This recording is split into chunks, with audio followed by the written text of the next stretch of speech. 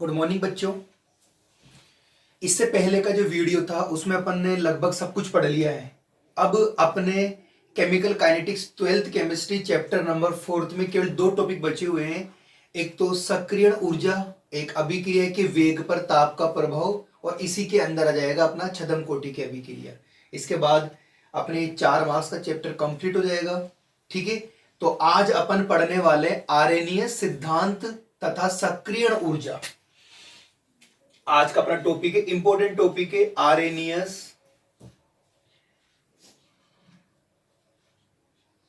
RNA सिद्धांत तथा सक्रियण ऊर्जा। अभिक्रिया के वेग पर ताप के प्रभाव की जो स्टडी करी है वो आरएनएस ने करी। अपन ने पहले पढ़ाया था आपको अभिक्रिया के वेग पर ताप के प्रभाव को। ठीक है ना। अब सबसे पहले अपन को पता होना चाहिए कि सक्रियण ऊर्जा क्या होती है। बात करते हैं सक्रियण ऊर्जा। इंग्लिश में बोलते हैं एक्टिवेशन एनर्जी, इसे बोलते हैं एक्टिवेशन एनर्जी। तो बच्चों सबसे पहले अपन को यह पता होना चाहिए कि सक्रियण ऊर्जा क्या होती है, इसका अभिक्रिया के वेग के साथ संबंध क्या होता है, सक्रियण ऊर्जा की गणना अपन कैसे कर सकते हैं, इसे पता होना चाहिए। देख सुनो क्या होता है सक्रियण ऊर्जा क्या होती है। जैसे मैंने लिखा यहां से आर और यहां से लिखा मैं, जैसे मैं इधर लिख देता हूं, यहां से मैंने लिखा आर और यहां लिखा मैंने पी। सक्रियण ऊर्जा अभिकारकों को दी गई वह न्यूनतम अतिरिक्त ऊर्जा होती है। सक्रियण ऊर्जा अभिकारकों को दी गई वह न्यूनतम अतिरिक्त ऊर्जा होती है जो अभिक्रिया के संपन्न करने के लिए आवश्यक होती है। अर्थात सक्रियण ऊर्जा वह न्यूनतम ऊर्जा होती है जो अभिकारक के अणुओं को उत्पाद के अणुओं में परिवर्तित करने के लिए आवश्यक होती है। मैंने बोल दिया है, मैं लिख देता हूं इसको क्या होता है। सक्रियण ऊर्जा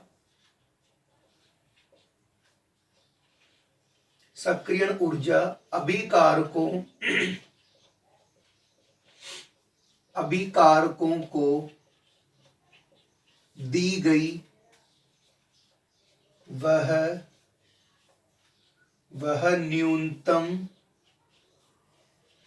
वह न्यूनतम अतिरिक्त ऊर्जा होती है, वह न्यूनतम अतिरिक्त ऊर्जा होती है जो रासायनिक अभिक्रिया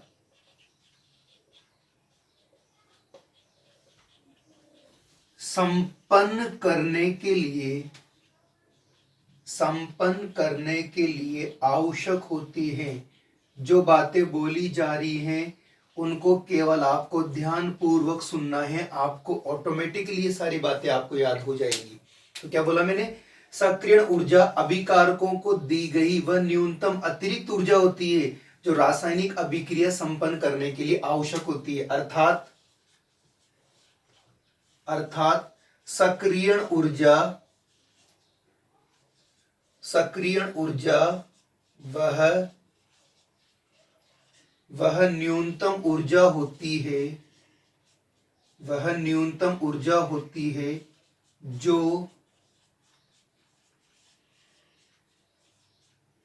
जो अभिकारकों के अणुओं को उत्पाद में परिवर्तित करने के लिए आवश्यक होती है। ये तो अपन ने फर्स्ट पॉइंट लिखा। इस सक्रियण ऊर्जा क्या होती है, इसका रिलेशन क्या होता है। अगर अपन आगे चले, देखो सक्रियण ऊर्जा ताप पर निर्भर करती है। अगला पॉइंट है सक्रियण ऊर्जा ताप पर निर्भर करती है। कैसे करेगी, सक्रियण ऊर्जा का मान जितना ज्यादा कम होता है अभिक्रिया का वेग उतना ही अधिक होता है। तो अपन लिख सकते हैं यहां पर सक्रियण ऊर्जा एक्टिवेशन एनर्जी, सक्रियण ऊर्जा इनवर्सली प्रोपोर्शनल होती वेग के। ठीक है ना, मतलब वेग वेग अगर आपको बढ़ाना है तो आपको क्या करना पड़ेगा, आपको सक्रियण ऊर्जा के मान को कम करना पड़ेगा। ठीक है। तीसरा रिलेशन, सक्रियण ऊर्जा। सक्रियण ऊर्जा कैसे निकालते हैं बोले तो एक्टिवेशन एनर्जी, ईए से इंडिकेशन करते हैं। कैसे निकालते हैं, इसको निकालने का तरीका होता है दहलीज ऊर्जा। दहलीज ऊर्जा माइनस अभिकारकों के अणुओं की औसत ऊर्जा। अच्छा ये क्या होती है, दहलीज ऊर्जा का मतलब होता है टकराने वाले अणुओं के द्वारा न्यूनतम अतिरिक्त ऊर्जा। टकराने वाले अणुओं के द्वारा जो न्यूनतम ऊर्जा होती है वो दहलीज ऊर्जा होती है।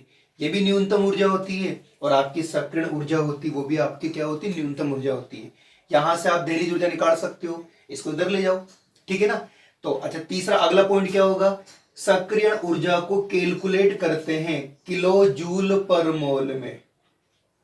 किसमें करते हैं, सक्रियण ऊर्जा को कैलकुलेट करते हैं किलो जूल पर मोल में। अब क्या था, सक्रियण ऊर्जा पर, सक्रियण ऊर्जा में सक्रियण ऊर्जा और ताप का प्रभाव, सक्रियण ऊर्जा और ताप पर अभिक्रिया के वेग को स्पष्ट करने के लिए कौन आया, आरएनएस आया।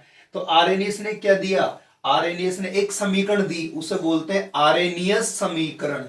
क्या बोलते हैं उसको, उसको बोलते हैं आरएनएस समीकरण। और अपन ने पढ़ लिया क्या होता है, के बराबर ए डॉट ई माइनस का ई अपॉन आर टी। क्या होता है, के बराबर ए डॉट ई माइनस का ई अपॉन आर टी। यहां पे के आपका रेट कांस्टेंट है, के वेग होता है, ए आपके आरएनएस कांस्टेंट है, आवर्ती गुणांक है, ई ए आपकी सक्रियण ऊर्जा है, माइनस के अंदर है क्योंकि न्यूनतम करना पड़ेगा, और आर आपका गैस नियतांक है, और टी क्या आता है आपका टेम्परेचर। यहाँ पे जो आपका आर है वो गैस नियतांक की, इसकी वैल्यूज आपको याद करनी है 8.314 joule kelvin inverse mole inverse. Board पे मैंने केवल सक्रिय ऊर्जा की कुछ बेसिक बातें लिखी हैं, अपन को ये बातें याद होना चाहिए। उसके बाद अपन इसके अंदर बहुत अच्छे अच्छे पॉइंट पढ़ने वाले हैं। Calculation of activation energy, the graphical method and mathematical method. दोबारा सुन लो क्या होता है, सक्रियण ऊर्जा बोले तो एक्टिवेशन एनर्जी, ये रिएक्टेंट है, प्रोडक्ट है। सक्रियण ऊर्जा अभिकारकों को दी गई वह न्यूनतम अतिरिक्त ऊर्जा होती है जो रासायनिक अभिक्रिया संपन्न करने के लिए आवश्यक होती है। सक्रियण ऊर्जा वह न्यूनतम ऊर्जा होती है जो अभिकारक के अणुओं को उत्पादों के अणुओं में परिवर्तित करने के लिए आवश्यक होती है। सक्रियण ऊर्जा किस पर निर्भर करती है, ताप पर। लेकिन सक्रियण ऊर्जा का मान जितना ज्यादा कम होगा अपना वेग क्या होगा, उतना ही ज्यादा होगा। सक्रियण ऊर्जा कैसे निकालोगे आप, दहलीज ऊर्जा माइनस अभिकारकों के अणुओं की औसत ऊर्जा। दहलीज ऊर्जा भी क्या होती है, न्यूनतम ऊर्जा होती है, अभी पढ़ेंगे अपन क्या होता है। सक्रियण ऊर्जा की कैलकुलेशन किससे करते हैं, किलोजूल पर मोल में। और क्या कहते हैं, सक्रियण ऊर्जा ताप और वेग पर आरएनएस ने एक समीकरण प्रस्तुत की थी, उसका नाम होता है के बराबर ए डॉट ई माइनस ई अपॉन आर टी। के बारे में क्या होता बताया दिया अपन ने।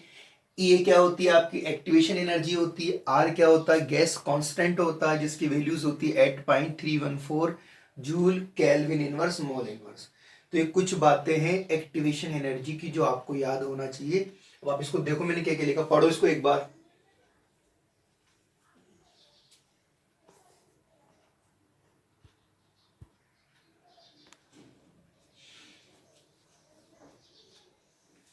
तो बच्चों ये अपन ने सक्रियण ऊर्जा का कुछ बेसिक पढ़ लिया है।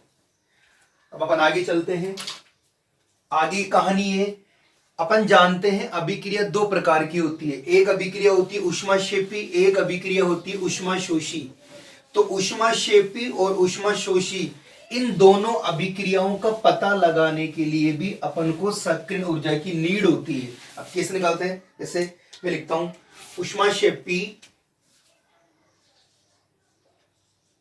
ऊष्माक्षेपी तथा ऊष्माशोषी अभिक्रियाओं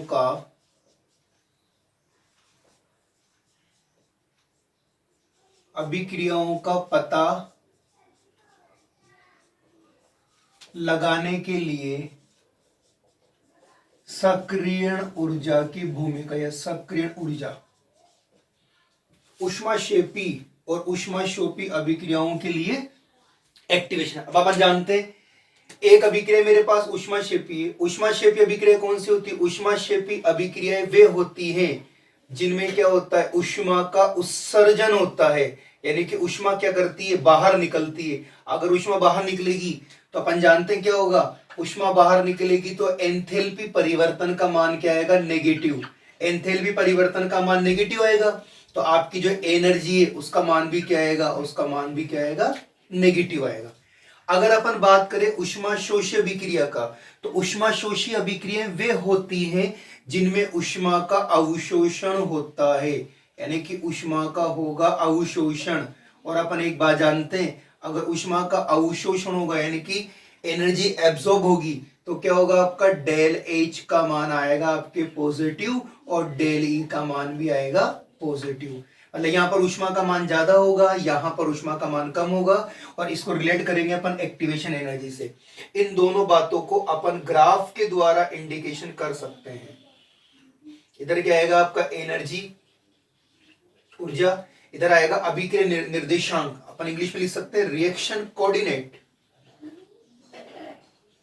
तो यहां पर जो ग्राफ बनेगा अपना, वो ग्राफ बनेगा ऐसा।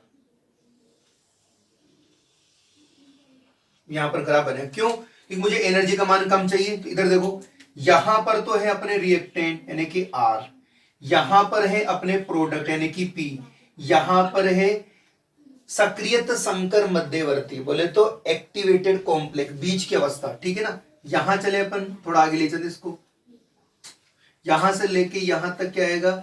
EA1। ठीक है ना? यहां से लेके यहां तक चले तो क्या आ जाएगा? EA2, उत्पादों की सक्रियण ऊर्जा, और इधर आ जाएगी अभिकारकों की सक्रियण ऊर्जा। इसको थोड़ा सा आगे बढ़ाएं, इसको इधर बढ़ा लो आप, तो यहां पर क्या जाएगा अपने पास? Del H. और यहां चले तो यहां पर आएगा अपने पास डेल ई। तो आप एक चीज नोटिस करो, डेल ई का मान तो इतना सा आपके पास। ठीक है ना?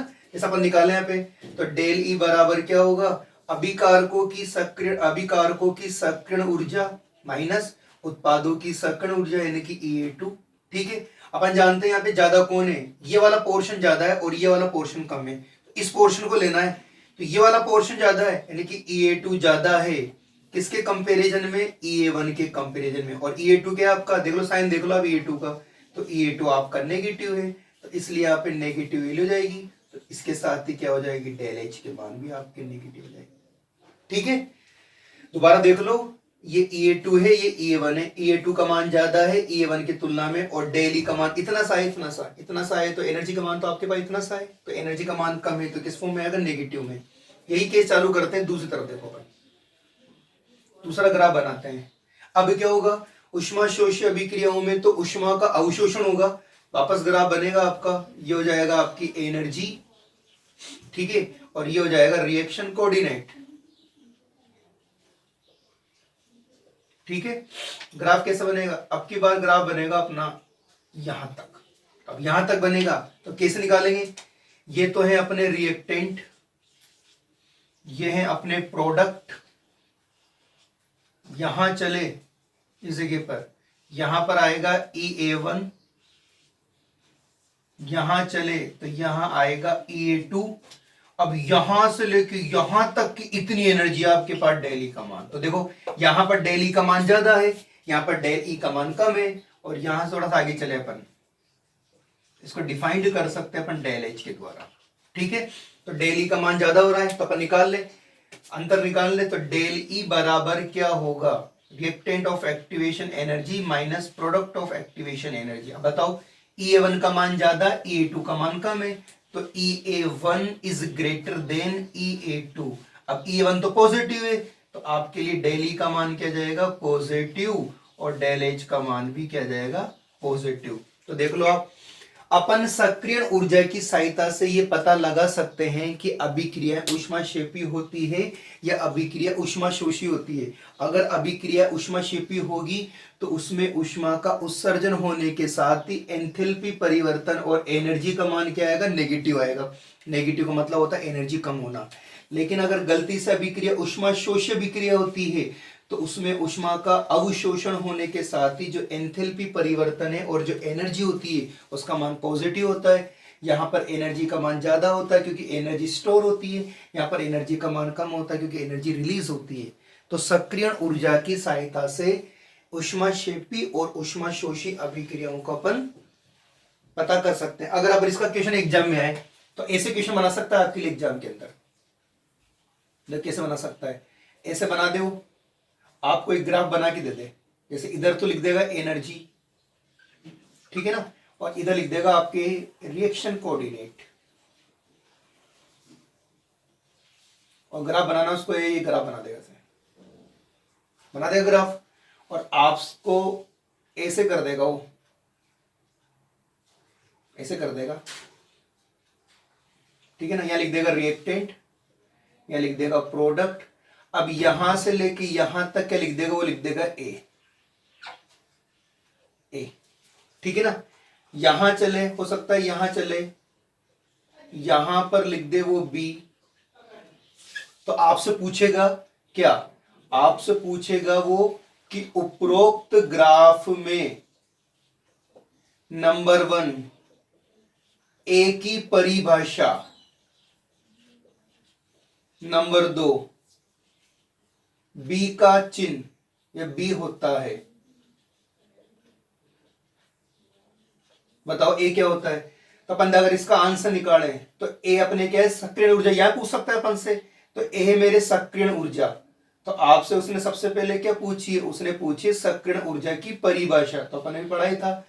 अभिकारकों को दी गई न्यूनतम अतिरिक्त ऊर्जा होती है जो रासायनिक परिवर्तन संपन्न करने के लिए आवश्यक होती है। अगर आपसे बी पूछ ले तो अपन जानते हैं बी यहां पर क्या होता है? एंथैल्पी परिवर्तन, डेल एच, ये होता है आपका एंथैल्पी परिवर्तन। और एंथैल्पी परिवर्तन का मान उपरोक्त ग्राफ को देखने पर इतना सारा है। देखो इसको, देखो आप, ये एनर्जी का मान आ रहा, डेली का मान, तो डेली का मान कम है तो जनरली क्या होगा? डेल एच का मान भी कम होगा, तो क्या होगा? नेगेटिव। तो नेगेटिव होने के कारण ये अभिक्रिया कौन सी होगी? आपकी ऊष्माक्षेपी अभिक्रिया होगी। बाई चांस अगर क्वेश्चन बनाएगा तो ऐसा बनाएगा। आई होप आपको समझ में आ गया होगा भाई कौन सी रासायनिक अभिक्रिया ऊष्माक्षेपी होती है और कौन सी रासायनिक अभिक्रिया ऊष्माशोषी होती है। बिल्कुल सिंपल टॉपिक है, बोर्ड में आ जाता है कभी कभी ये। देखो आप कैसे करा मैंने, कैसे मैंने क्वेश्चन लिखा है, एक बार देखो आप।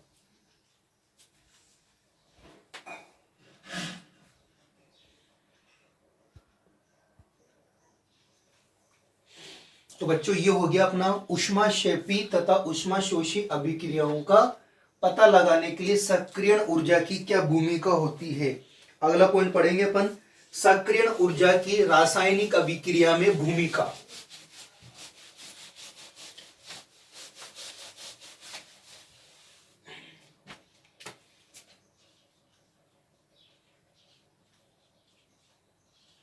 सक्रियण ऊर्जा की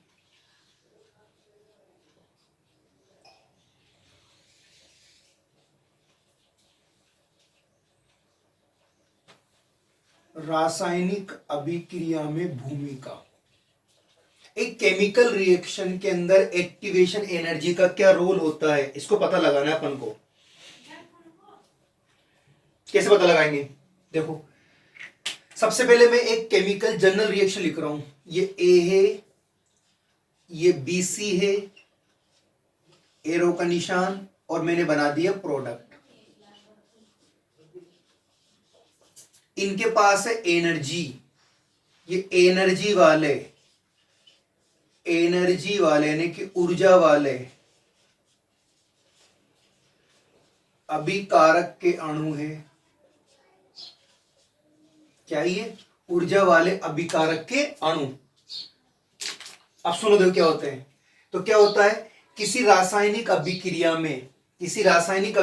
में ऊर्जा युक्त अभिकारक के अणु आपस में टक्कर यानी कि संघट्ट द्वारा क्या बनाते हैं? मध्यवर्ती बनाते हैं। मध्यवर्ती के बाद क्या होता है? उत्पादों का निर्माण। कैसा होता है? इस प्रोसेस को अपन को ग्राफ के द्वारा बताना है। तो कैसे? अपन ने वापस ग्राफ बनाया, ठीक है ना। इधर एनर्जी होती है, आपसे पूछ ले कौन सी एनर्जी होती है, तो आपका आंसर होना चाहिए पोटेंशियल एनर्जी। इधर क्या होगा? इधर आ जाएगा रिएक्शन कोऑर्डिनेट, आप देखो ग्राफ बनाए मैंने इसे, ठीक है, ये 3 पार्ट कर दिए। ये हो जाएगा रिएक्टेंट, ये हो जाएंगे प्रोडक्ट, ठीक है ना। अब यहां से लेके मैं एक काम करता हूं, तो यहां पे रिएक्टेंट क्या है, रिएक्टेंट है आपका A प्लस BC, इधर क्या हो जाएगा आपका EA1, इधर क्या हो जाएगा आपका EA2, ठीक है ना। अच्छा यहां पर क्या बनेगा, देखो यहां पर क्या बनेगा, यह बनेगा, देखो मैं कुछ लिख रहा हूं, B dot dot A dot dot C, ये मध्यवर्ती है। इस मध्यवर्ती को बोल सकते हैं अपन सक्रियत संकर, क्या बोलते हैं, सक्रियत संकर, सक्रियत संकर मध्यवर्ती। और अगर इंग्लिश की बात करते हैं, इसको इंग्लिश में बोलते हैं एक्टिवेटेड, एक्टिवेटेड कॉम्प्लेक्स, ठीक है। अब देखो क्या होता है, ये बन गया। अब देखो क्या होता है, ये जो आपको दिख रहा है मध्यवर्ती, ये होता है आपका अस्थायी, नंबर 1 बात। क्या होता है, अस्थायी। नंबर 2 बात, यहां पर पोटेंशियल एनर्जी का मान होता है अधिक, ठीक है ना। नंबर 3 बात, ये जो आपको दिख रहे हैं ये आपके दुर्बल बंद है, बोले तो ढीले बंद। तो अपन जानते हैं ढीले बंद क्या होते हैं, दुर्बल होते हैं, आसानी से टूट जाते हैं। अब देखो क्या करना अपन को, किसी रासायनिक अभिक्रिया में, सुनना, किसी रासायनिक अभिक्रिया में ऊर्जा युक्त अभिकारक के अणु, किसी रासायनिक अभिक्रिया में ऊर्जा युक्त अभिकारक के अणु आपस में संघट या टक्कर करके सक्रियत संकर मध्यवर्ती बनाते हैं। यह अस्थायी होता है, यहां पर स्थितिज ऊर्जा का मान अधिक होता है, लेकिन ढीले बंद होते हैं। तो ढीले बंद होने के कारण ये बंद टूट जाते हैं, और टूटने के बाद क्या हो जाते हैं, उत्पादों का निर्माण हो जाता है। आगे बस समझ में, दोबारा बोल देता हूं लैंग्वेज को मैं, क्या है, किसी रासायनिक अभिक्रिया में, रासायनिक अभिक्रिया में ऊर्जा युक्त अभिकारक के अणु आपस में संघट या टक्कर द्वारा सक्रियत संकर मध्यवर्ती बनाते हैं, जो अस्थायी होता है। यहां पर पोटेंशियल एनर्जी का मान अधिक होता है, साथ में क्या होते हैं, ढीले बंद होते हैं। तो ढीले बंद होने के कारण क्या होते हैं, आपका सक्रियत संकर मध्यवर्ती टूटकर उत्पादों में परिवर्तित हो जाता है। अब सवाल ये कि बंद टूटेगा या बंद नहीं टूटेगा, तो इसके लिए अपन ने बात करी थी, एक एनर्जी बैरियर होता है, अभिकारक के अणुओं को उस एनर्जी बैरियर को पार करके उत्पादों में परिवर्तित होना होता है। तो यहां पर अपन एक एनर्जी पढ़ने वाले हैं, दहलीज ऊर्जा। क्या होती है, टकराने वाले अणुओं के द्वारा न्यूनतम आवश्यक ऊर्जा को, बताओ क्या बोला मैंने, टकराने वाले अणुओं के द्वारा न्यूनतम आवश्यक ऊर्जा को दहलीज ऊर्जा कहते हैं। जैसे अपन दहली पे खड़े हो जाते हैं, आती ना